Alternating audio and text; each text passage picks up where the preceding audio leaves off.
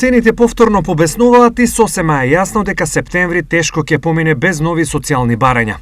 Официјално, инфлацијата е скротена и е под контрола, но цените велат поинаку. Зеленчокот и овошјето стануваат недостапни, а производителите и трговците на млечните производи веќе редат нови цени. Јогуртот, сирењето, кашкавалот поскапуваат, а урдата која одамна го заменува сирењето исто така ќе поскапи. Сирењето со просечен квалитет во секој момент ќе има цена од 400, а мешан кашкавал 600 денари. Јогуртот од 80 на 90, а поскапено ќе биде и киселото млеко. Во Штип, но и во сите други градови, изминатите неколку денови наочевидно досега ја покажа силата на инфлацијата, за која Бранимир Јовановиќ од Виенскиот економски институт вели.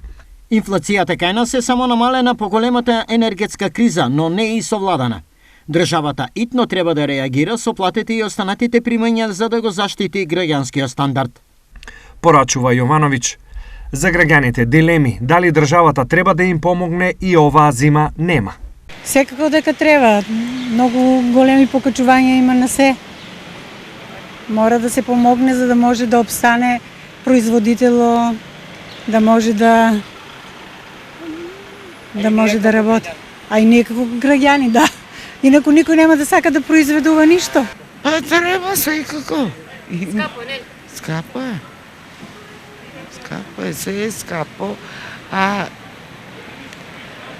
пари нема толку и... Официјално, инфлацијата кај нас сега е нешто над 8%, а во еврозоната е пресметан просек од 5,3%.